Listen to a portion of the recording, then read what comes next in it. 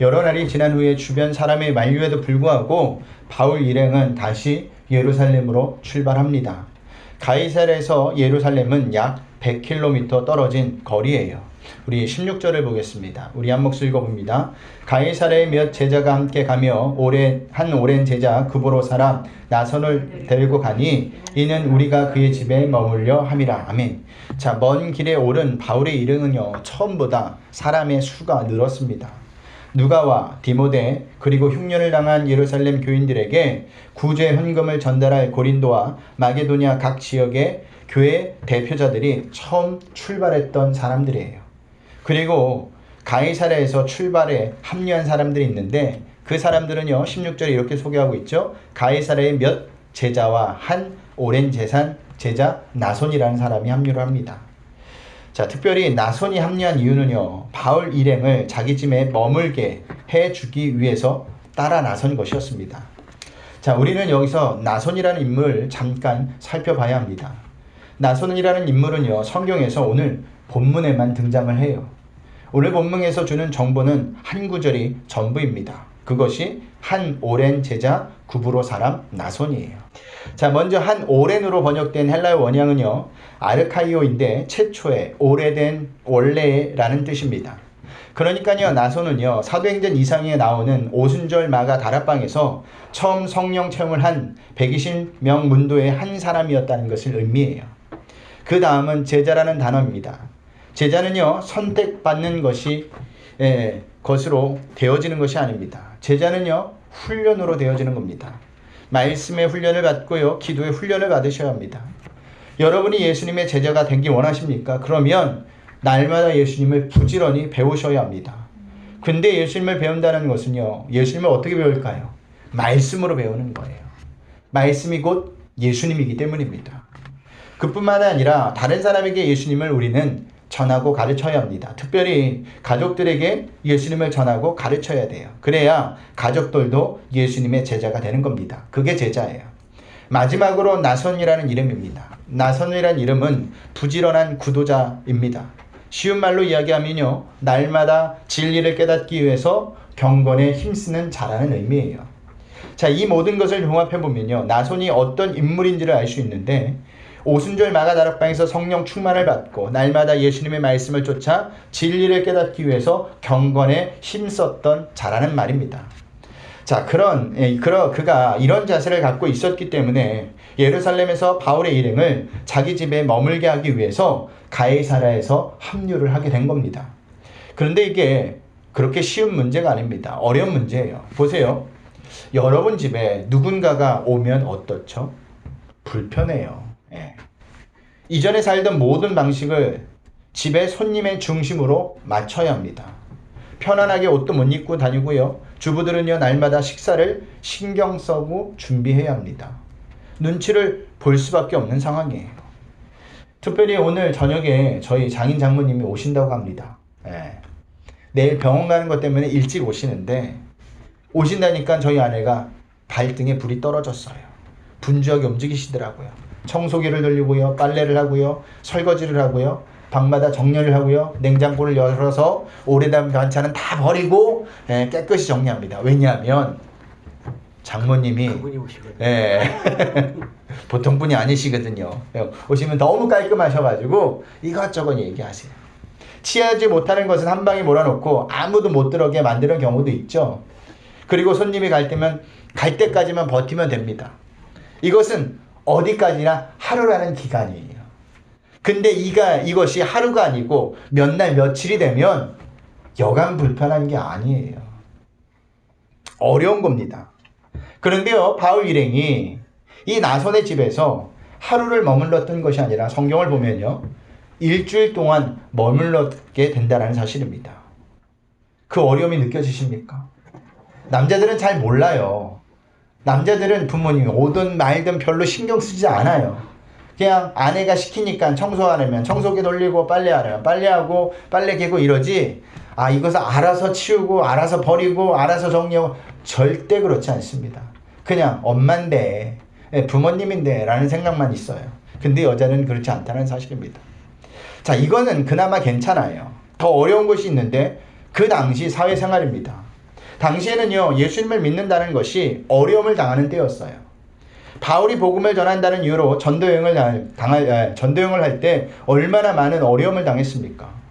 또 그 시기는요, 바울을 잡아가기 위해서 유대인들이 혈안이 되어 있었던 시기입니다. 그러니 나손이라는 사람은요, 바울이 자기 집에 있는 것 자체가 바울을 보호해야 될 의무도 있었던 것입니다. 그러니 어려울 수밖에 없는 거예요.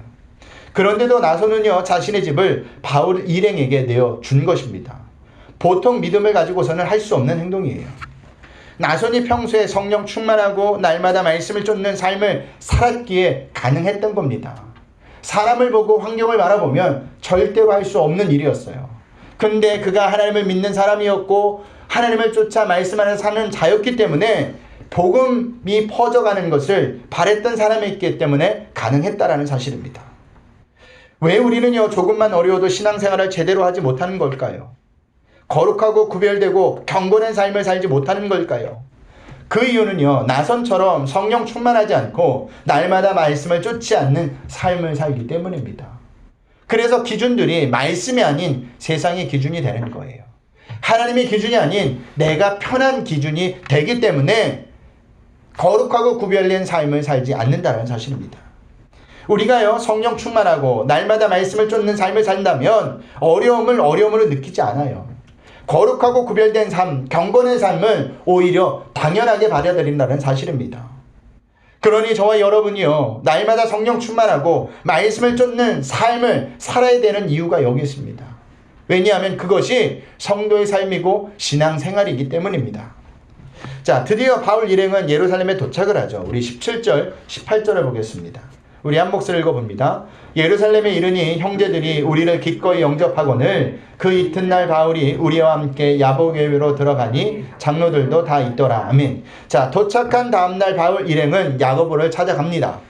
그런데 거기에는요, 야고보만 있었던 것이 아니라 누구도 함께 있었다고 기록하고 있죠? 장로들도 함께 있었다고 해요. 바울은요, 거기서 제3차 전도 여행 중에 하나님께서 행하신 일들을 그들에게 낱낱이 보고를 합니다. 우리 19절을 보겠습니다. 우리 한 목소리 읽어봅니다. 바울이 문안하고 하나님이 자기 사역으로 말미암아 이방 가운데서 하신 일을 낱낱이 말하니. 아멘. 자, 바울이 3차 전도 여행의 기간은 약 6년 정도였다고 합니다. 그동안 방문한 곳에서 얼마나 많은 일들이 벌어졌겠습니까? 여기 낱낱이 말했다라는 것은요, 하나도 빠짐없이 소상하게 그들에게 밝혔다라는 말이에요. 그런데 우리가 여기서 주목해야 할 것이 있는데 선교 보고를 하고 있는 바울의 태도입니다. 바울은요, 하나님께서 하신 일을 어떻게 말하고 있느냐, 내가 하나님의 일을 이렇게 하였다라고 말하지 않아요. 또한 하나님의 도우심으로 내가 이렇게 일을 하였다고도 말하지 않습니다. 바울은요, 하나님이 자기의 사역으로 말미암아 이렇게 일하셨다라고 말하고 있다는 사실입니다. 자, 앞에 두 문장과 뒤에 한 문장의 차이점이 무엇인지 아십니까? 하나님의 일을 하였다는 것은 앞에 두 문장이나 뒤에 바울의 한 문장은 동일합니다. 하지만 앞에 두 문장과 뒤에 바울의 한 문장의 사이에는 엄청난 차이가 있는데 그 차이는 일의 주체가 달랐다라는 거예요. 앞에 두 문장의 주체는요, 일한 사람이 사람입니다.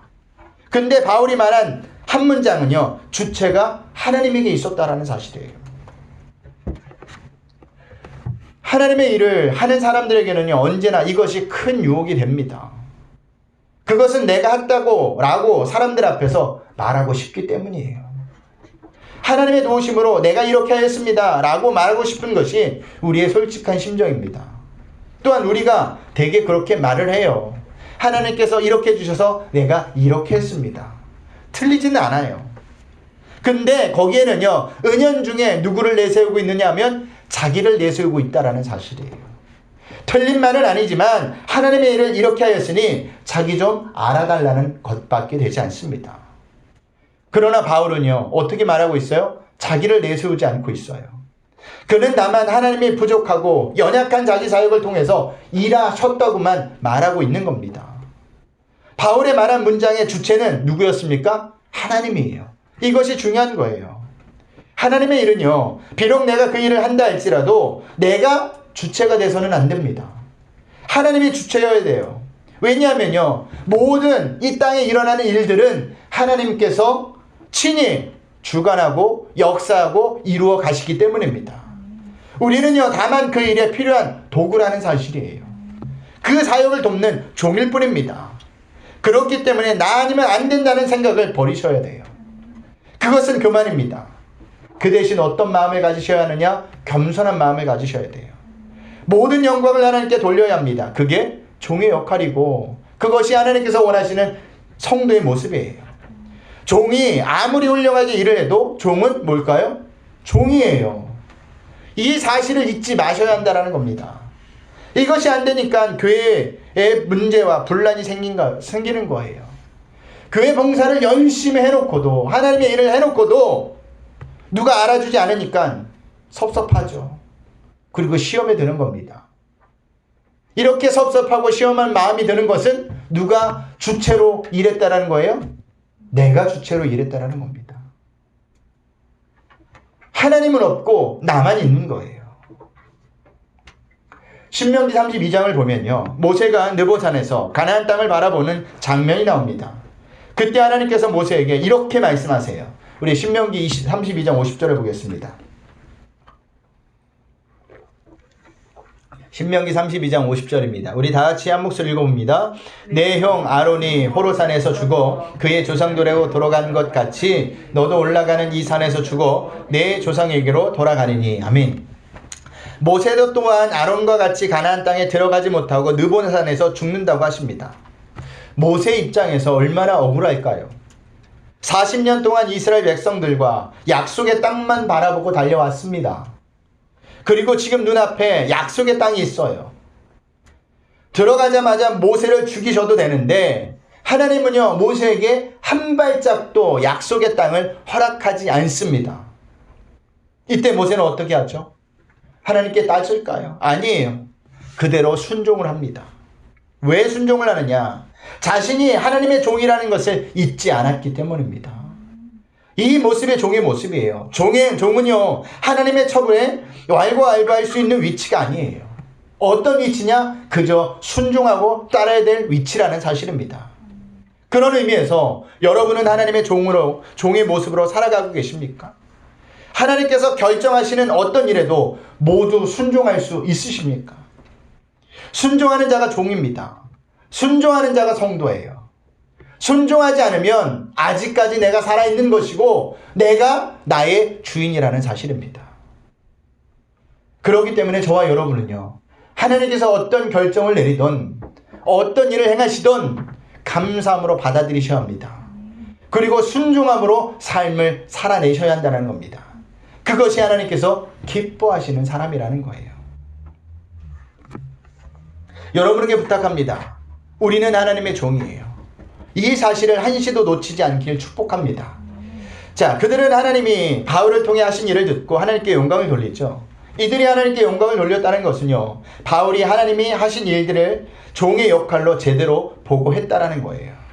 그러면서 20절, 21절에 그 말을 듣고 영광을 돌리고 그들이 이렇게 말을 합니다. 우리 20절, 21절을 보겠습니다. 한 목소리 읽어봅니다. 그들이 듣고 하나님께 영광을 돌리고 바울더러 이르되 형제여, 그대도 보는 바와 유대인 중에 믿는 자 수만 명이 있으니 다 율법의 열성을 가진 자라. 내가 이방인에 있는 모든 유대인들을 가르치되 모세를 배반하고 아들들에게 할례를 행하지 말고 또 관습을 지키지 말라 한다 함을 그들에게 들었도다. 아멘.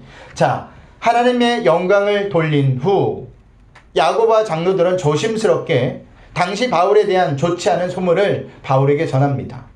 그 소문은요, 모세를 배반하고 할례를 금하고 율법을 지키지 말 것을 바울이 사람들에게 가르쳤다라는 거예요. 그런데 이 소문이 율법에 열심을 가진 유대인 크리스천들에게도 들어간 겁니다. 그러니 바울을 좋게 보지 않은 상황이에요. 하지만 이 소문요, 진실이 아니었어요. 소문이라는 것이요, 과연 몇 프로나 진실일까요? 와전이 되고 와전이 되고 와전이 돼서 전혀 다른 방향으로 흘러갑니다. 바울은요, 할례를 금한 적도 율법을 지키지 말라고 한 적도 가르친 적이 없어요. 다만 구원의 방편으로 할례를 행하는 것을 금했을 뿐입니다. 할례를 받아야 구원을 받는 것이 아니라고 말했을 뿐입니다. 그런데도 소문은 이상하게 퍼져 바울이 사역을 하는데 어렵게 어렵게 소문이 이상하게 만들어졌던 겁니다. 그래서 야고보와 장로들이 한 가지 제안을 해요. 우리 23절, 24절을 보겠습니다. 우리 한 목소리 읽어봅니다. 우리가 말하는 이대로 하라. 서원한 네 사람이 우리에게 있으니 그들을 데리고 함께 결례를 행하고 그들을 위하여 비용을 내어 머리를 깎게 하라. 그러면 모든 사람이 그에게 들은 것이 사실이 아니고 그대도 율법을 지켜 행하는 줄을 알 것이라. 아멘. 야고보와 장로들이 이런 제안을 했다라는 것은요, 바울을 믿고 소문을 믿지 않았다라는 거예요. 이것이 그들과 바울과의 관계였고 믿음이었습니다. 성숙한 믿음의 사람은요, 단지 소문으로 섣불리 판단하거나 자신이 믿어야 할 사람에 대한 신뢰를 거두는 어리석은 일을 벌이지 않아요. 저는 말하기를요, 저와 여러분들이 성숙한 믿음과 신뢰의 관계가 되었으면 좋겠습니다. 이것은요, 어느 한쪽의 노력만으로 되는 것이 아니에요. 저도 여러분들을 믿어야 되고요, 여러분도 저를 믿으셔야 한다는 사실입니다. 자, 야고보와 장로들은요, 바울에게 이런 제안을 해요. 우리가 말하는 대로 하라. 이대로 하라. 잘못된 소문으로 생긴 오해에서 벗어날 수 있는 구체적인 방법을 알려줍니다. 제시합니다. 그 방법은요, 일정 기간 동안 자신을 하나님께 드린 나실인 서원을 한 네 사람을 데리고 결례를 행하라는 거예요. 여기서 결례가 뭘까요? 부정한 것과 관련해서 접촉되었을 때 부정한 것으로부터 더러워진 몸을 다시 깨끗하게 회복하는 의식을 말하는 겁니다. 그러면 잘못된 소문으로 생긴 오해를 풀 수 있게 된다는 겁니다. 마침 예루살렘 교회는요, 일정 기간 동안 자신을 하나님께 드리는 나실인 서원을 한 네 사람이 있었는데 그들의 서원 기간이 막 끝나는 시기였습니다. 구약성경 민수기 6장을 보면요, 나실인 서원 기간이 만료된 사람은요, 성전에서 7일 동안 머물면서 정결 예식인 결례를 행하고 제8일에는 머리를 깎아야만 했습니다. 그런데 결례를 행하기 위해서는요, 제물도 바쳐야 했기에 그 모든 것을 이행하려면 경비가 필요했어요. 야고보와 장로들은요, 바울에게 그 네 사람과 함께 성전에 머물면서 그들이 결례를 행하고 머리를 깎는 비용을 치러주게 합니다. 그렇게 함으로써 유대인 크리스천들이 바울을 모세의 반역자로 여겼던 잘못된 오해를 풀 수 있다는 것입니다. 그때 바울이 그 제안을 받아들일까요? 안 받아들일까요? 받아들여요. 우리 26절을 보겠습니다. 우리 한 목소리 읽어봅니다. 바울이 이 사람들을 데리고 이튿날 그들과 함께 결례를 행하고 성전에 들어가서 각 사람을 위하여 제사 드릴 때 결례 기간이 만기된 것을 신고하니라. 아멘. 자, 바울이 그 제안을 받아들입니다.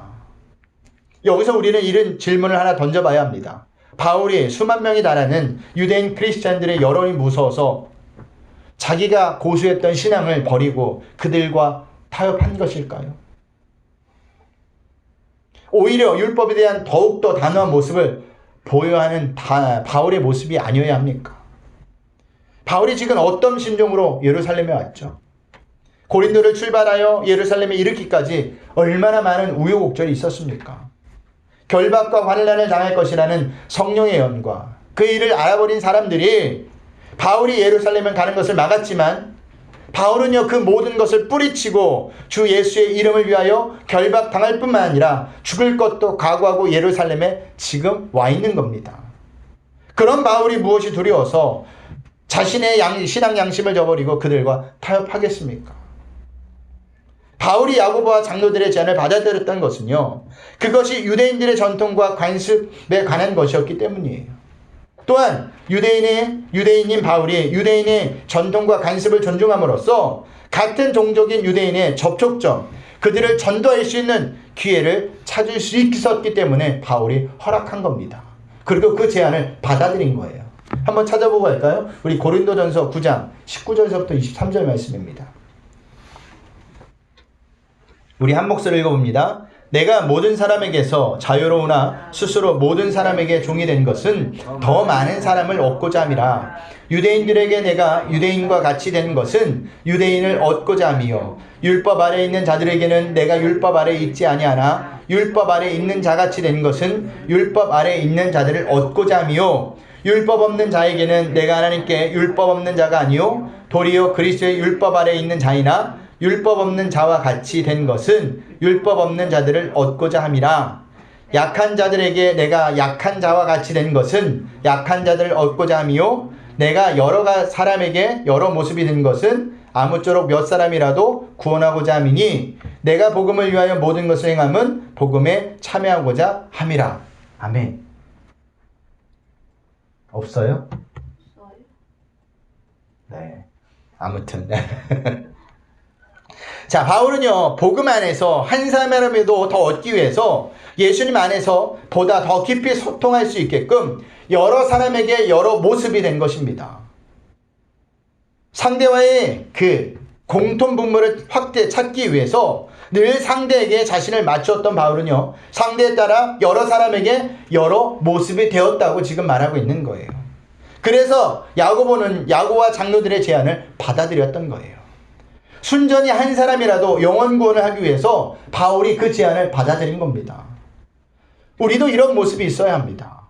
먼저 구원받은 자로서 한 사람이라도 구원하기 위해서 적극적인 희생이 필요하다라는 거예요. 우리가 희생하지 않아서 오늘날 기독교가 문제를 안고 있는 겁니다. 한 사람을 구원하는데 필요한 희생이 무엇인지 뻔히 알면서도 자기들의 고집, 자기들의 유익, 자기들이 하고 싶은 것만 하기 때문에 세상 사람들에게 우리가 손가락질을 받는 거고 세상 사람들과는 전혀 세상 사람들이 이해할 수 없는 사람이 되어버린 겁니다. 누군가의 책임이 아니라 우리 모두의 책임이에요. 우리는요, 한 사람이라도 구원할 수 있으면 우리는 여러 사람에게 여러 모습이 되어야 한다라는 사실입니다. 우리도 바울과 같이 그렇게 살아야 한다는 사실이에요. 그것이 성도이고 신앙생활이에요. 하지만 단 한 예외가 있습니다. 예수님의 핏값으로 세운 교회를 무너뜨리고 방해하는 자들에게는 단호하게 그것을 거부해야 한다는 거예요. 그들의 목적은요, 처음부터 교회를 무너뜨리는 것이고 방해하는 것입니다. 그렇기 때문에 단호하게 대응하지 않으면 교회는 혼란을 겪게 되고 분열하게 된다는 사실입니다. 그렇다고 그들을 사랑하지 말라는 소리가 아니에요. 그들을 끝까지 품고 계속 그들을 위해서 기도해 줘야 한다는 사실입니다. 여러분들에게 묻겠습니다. 여러분은 신앙생활을 어떻게 하고 계십니까? 한 영혼을 구원하기 위해서 어떤 노력을 하고 계십니까? 내 고집, 그리고 내 기준에 그것을 다른 사람에게 관찰시키려고 하나요? 그렇지 않아요. 그것이 중요한 것이 아닙니다. 그 영혼을 구원할 수 있다면 내가 예수님을 부인하지 않는 한 안에서 우리는 최선을 다해서 그들에게 예수님의 복음을 전해야 한다는 사실입니다. 말씀을 마치겠습니다. 제가 오늘 세 가지를 말씀드렸어요. 첫 번째는 거룩하고 구별되고 경건한 삶을 살려면 날마다 성령 충만하고 말씀을 쫓는 삶을 살아야 한다는 겁니다. 두 번째는 사역의 주체가 내가 아니라 하나님이라는 거예요. 세 번째는요, 한 사람이라도 구원하기 위해서 적극적인 희생이 필요하다는 것입니다. 한 주간도 이 세 가지를 기억하시고 이 말씀을 붙들고 살아내는 삶을 사시는 저와 여러분들이 되시길 소원합니다. 우리는 부족합니다. 연약합니다. 그래서 기도하셔야 돼요. 날마다 붙들어 달라고 하나님 앞에 나와서 엎드리셔야 합니다. 그럴 때 우리는 하나님이 원하시는 삶을, 신앙생활을 살아낼 수가 있습니다. 그래서 한 주간도 꼭 하나님이 원하시는 삶을 살아낼 수 있는 저와 여러분들이 되시길 주님의 이름으로 축복드리겠습니다.